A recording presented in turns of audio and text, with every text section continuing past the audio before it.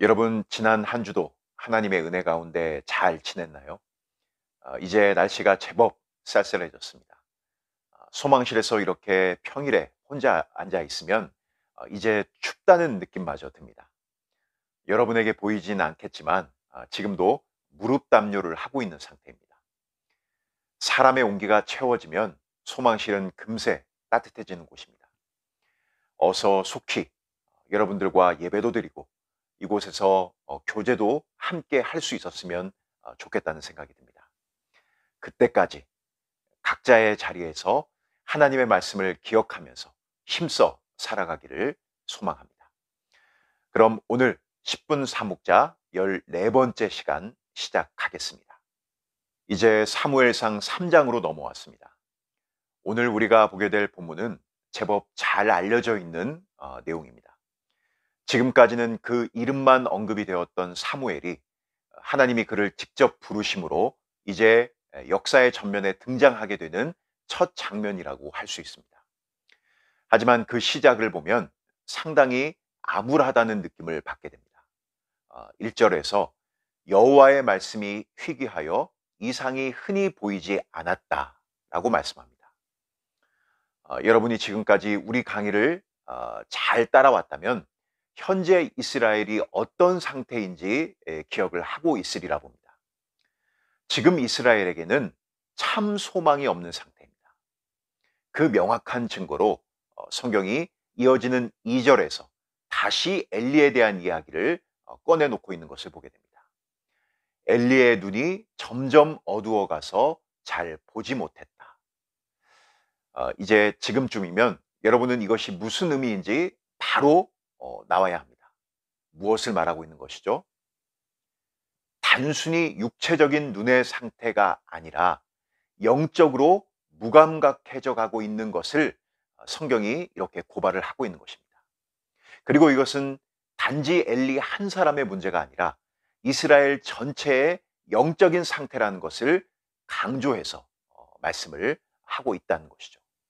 한마디로 하나님이 그들을 외면하신 것이 아니라 이스라엘이 하나님을 외면하여 하나님의 말씀을 따라 살지 않았다는 것입니다. 지난 2장에서 엘리의 그 내린 저주, 그의 행동을 통해서도 우리가 이 부분을 함께 확인을 할 수 있었습니다. 이제 그 결과 1절에서 말씀하고 있는 것처럼 영적으로 짙은 어둠이 이스라엘 전체에 드리워졌다는 사실입니다. 그런데 중요한 것은 바로 그런 와중에 하나님이 사무엘을 찾아와 그를 부르셨다는 사실입니다. 물론 오늘 말씀처럼 사무엘은 하나님이 자신을 부르고 계신 것도 알지 못하고 엘리에게 3번이나 찾아갑니다. 그 이유에 대해서 7절을 보시면 사무엘이 아직 여호와를 알지 못하고 여호와의 말씀도 아직 그에게 나타나지 아니한 때라, 이렇게 말씀합니다. 1절에서 사무엘을 아이 사무엘이라고 부르고 있는데 여기 쓰인 아이라는 단어가 아주 어린 아기부터 청년에 이르기까지 굉장히 그 나이대가 넓은데 학자들은 대체적으로 당시 사무엘의 나이가 소년 정도였을 것으로 봅니다. 그러니까 12살, 13살, 우리 식으로 하면 초등학교 5학년, 6학년 그 정도 나이라고 보는 것이죠. 그렇기 때문에 여기 알지 못했다라는 것은 사무엘의 나이가 어려 아직 경험적인 차원에서 그랬다라고 볼 수 있습니다. 그런 사무엘을 하나님의 사람으로 확증하여 부르시고 있는 장면이 바로 오늘 본문인 것입니다. 우리는 오늘 본문을 통해서 무엇을 발견할 수 있을까요? 무엇보다 하나님으로부터 주어지는 소망을 발견하게 됩니다. 우리가 오늘 1절의 말씀을 읽으면서 당시의 시대적 상황을 생각할 때 오해하지 말아야 될 것은 이스라엘 백성들이 아예 하나님을 전부 떠나서 하나님을 예배하지도 않고 성소에 찾아가지도 않는, 자기들 그렇게 종교의 영역에서 벗어난 그런 삶을 살았을까요? 그렇지 않았다라는 것입니다. 우리가 이어지는 사무엘상 말씀을 통해서도 이 부분을 분명히 확인할 수 있게 되겠지만, 그들은 여전히 성소를 출입했고 그렇게 하나님을 예배했을 뿐만 아니라 자신들의 입술로는 하나님을 섬긴다라고 고백하며 살아갔다는 것입니다. 하지만 그것이 단순히 종교적인 행위에 불과했다라는 것이죠. 한마디로 빈 껍데기뿐인 종교 생활에 젖어 있었던 것입니다. 그래서 하나님의 말씀은 전혀 듣지 못하고 하나님의 뜻을 거슬러 살아가고 있던 것이 당시 이스라엘의 모습이었습니다. 바로 그런 시기에 하나님은 그분의 말씀을 누군가에게 들려주시고 그 말씀을 들은 그 한 사람을 통해 역사의 전면에 서게 하심으로 어둠을 걷어내시고 참 빛을 증거하는 일을 이제 하시게 되는 것입니다. 기독교 2000년의 역사를 되돌아보면 교회가 교회다움을 상실하고 오히려 하나님의 영광을 욕되게 했던 순간들이 분명 있었습니다. 그러나 그때에도 하나님은 하나님의 사람들을 부르시고 그들을 통해 교회와 이 세상에 참 빛을 드러내 보여주셨다는 것입니다. 중세의 암흑시대, 그 긴 터널을 끝내고 종교개혁의 선구자로 부르셨던 루터와 칼빈 같은 인물이 바로 그러한 사람이라고 할 수 있습니다.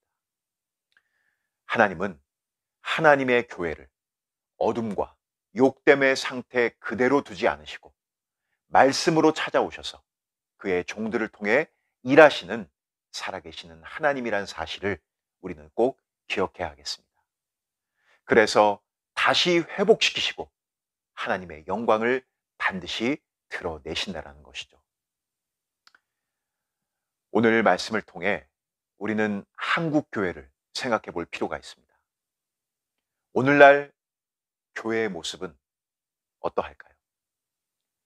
혹시 1절의 말씀처럼 여호와의 말씀이 희귀하여 이상이 흔히 보이지 않는 때를 우리가 지나가고 있는 것은 아닌지 모르겠습니다.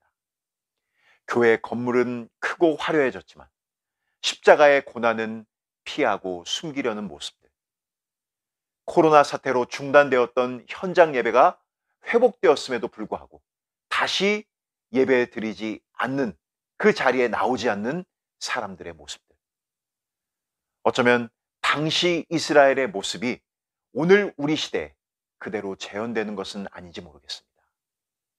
그러나 분명한 것은 하나님은 이 상태를 그대로 두고 보지만은 않을 것이라는 사실입니다. 사무엘을 부르셨듯이 그의 종들을 부르시고 그들을 통해 다시금 하나님의 영광을 회복하실 것입니다. 미숙하고 아직 어리고 들어본 경험이 없지만 사무엘을 부르시는 하나님의 모습이, 그래서 우리에게는 위로와 소망이 되는 것입니다. 사무엘은 충분하지 않았지만 부름을 받았습니다. 우리들 역시 그러한 은혜로 부름을 받은 것입니다. 여러분, 우리의 소망이 어디에 있을까요?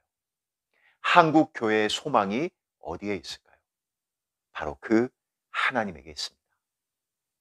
오늘 이 말씀을 통해 다시 한번 하나님에게만 나의 소망을 두는 우리 영훈교회 중고등부 모두가 되기를 간절히 소망합니다. 오늘 10분 사묵자는 여기까지입니다. 다음 주에 건강한 모습으로 다시 만나겠습니다. 감사합니다.